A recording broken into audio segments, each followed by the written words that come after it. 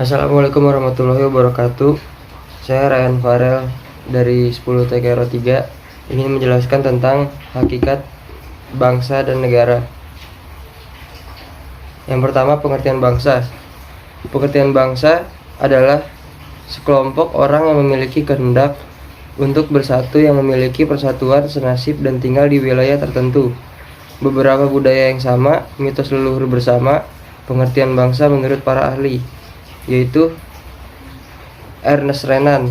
Bangsa adalah suatu nyawa, suatu akal yang terjadi dari dua hal, yaitu rakyat yang harus menjalankan satu riwayat dan rakyat yang kemudian harus memiliki kemampuan, keinginan untuk hidup satu. Yang kedua, Otto Bauer. Bangsa adalah kelompok manusia yang memiliki kesamaan karakter yang tumbuh karena kesamaan nasib. 2. Unsur-unsur terbentuknya bangsa. Menurut Hans Kohn, kebanyakan bangsa terbentuk karena unsur dari faktor objektif tertentu yang membedakan dengan bangsa lain, seperti unsur nasionalisme, yaitu kesamaan keturunan. 2. Wilayah. 3. Bangsa. 4. Adat istiadat. 5. Kesamaan politik. 6. Perasaan. 7. Agama.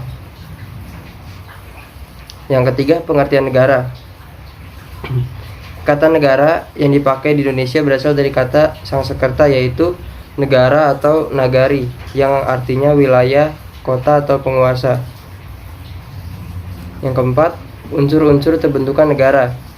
Unsur terbentuknya negara dapat digolongkan menjadi dua macam, yaitu unsur konstitutif dan unsur deklaratif. Unsur konstitutif adalah unsur yang mutlak harus ada di negara tersebut, didirikan seperti rakyat, wilayah, dan pemerintahan yang berdaulat. Unsur deklaratif adalah unsur yang tidak harus ada di saat negara tersebut berdiri, tetapi boleh dipenuhi setelah negara tersebut berdiri. Misalnya pengakuan dari negara lain. Pemerintahan yang berdaulat. Menurut Jean Bodin, sifat kedaulatan ada 4. Asli, artinya kedaulatan tidak berasal dari kekuasaan lain yang lebih tinggi. Permanen, artinya kekuasaan itu tetap ada selama negara tetap berdiri. Tunggal atau bulat, artinya kekuasaan itu merupakan satu-satunya kekuasaan tertinggi dalam negara yang tidak dibagi-bagi ke lembagaan negara lainnya. Tidak terbatas, artinya kekuasaan itu tidak dibatasi oleh kekuasaan lain. Bila ada yang membatasi, maka kekuasaan itu akan lenyap. Pengakuan dari negara lain. Pengakuan dari negara lain ada 2 jenis, yaitu secara de facto dan de jure. De facto adalah pengakuan atas fakta adanya suatu negara telah terbentuk berdasarkan adanya rakyat, wilayah, dan pemerintahan yang berdaulat.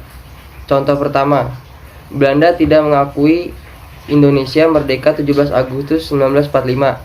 Seharusnya Indonesia diserahkan kepada Belanda karena kemerdekaan Indonesia bertentangan dengan hukum internasional menurut Belanda. Namun dalam usaha ini Belanda mengadakan perundingan dengan pihak Indonesia. Itu artinya Belanda telah mengakui keberadaan negara Indonesia secara de facto. Pengakuan de facto ada 2 macam. De facto bersifat tetap, adalah pengakuan dari negara lain terhadap suatu negara yang hanya menimbulkan hubungan di bidang perdagangan dan ekonomi.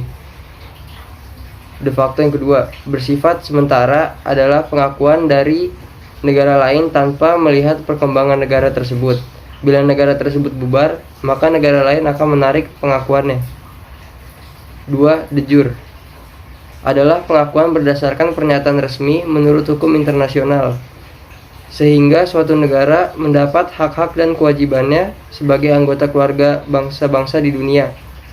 Contoh, Belanda mengakui Republik Indonesia secara de jure pada tanggal 27 Desember 1947. Mesir mengakui Indonesia secara de jure tanggal 10 Juni 1947. Pengakuan de jure ada 2 macam. De jure bersifat tetap, adalah pengakuan dari negara lain yang berlaku selamanya karena kenyataan menunjukkan pemerintahan yang stabil. De jure bersifat penuh, adalah terjadinya hubungan antara negara yang mengakui dan diakui dalam hubungan dagang, ekonomi, dan diplomatik. Negara yang mengakui berhak membuat konsulat, kedutaan di negara yang diakui. Sekian penjelasan hakikat dan negara bangsa dari saya. Wassalamualaikum warahmatullahi wabarakatuh. Ya, dadah.